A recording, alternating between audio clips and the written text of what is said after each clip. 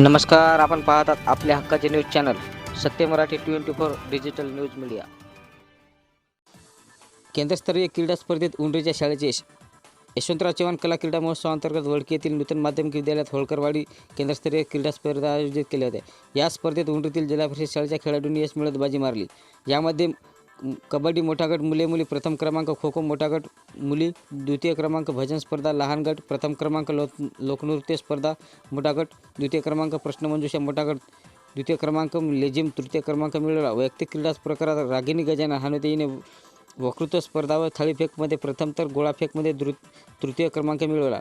अर्जुन करण जनाला याने उंच उडीमध्ये प्रथम तर 100 मीटर धावणेमध्ये लांब उडीमध्ये द्वितीय क्रमांक मिळवला.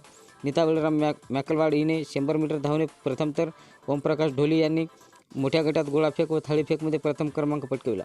लहान गटामध्ये 15 मीटर धावणे दीपक कदम, लांब उडी सुप्रिया सावंत, हुसेन पटेल यांनी द्वितीय क्रमांक मिळवला.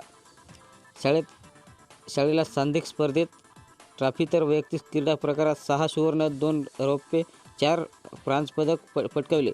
शाळेच्या मुख्याध्यापिका सुरेखा माटे, शिक्षक संजय खोपडे, माधव शिंदे, सुनीता खोपडे, मुक्ता कटके, वाजिदा शेख, आरती ठाकरे, वैशाली आठवले, वैशाली वाघ, अर्चना कुंभारकर, सीमा आदलिंगे, सुरेखा नागवडे, पूनम वेदपाठक यांनी खेळाडूंना मार्गदर्शन केले.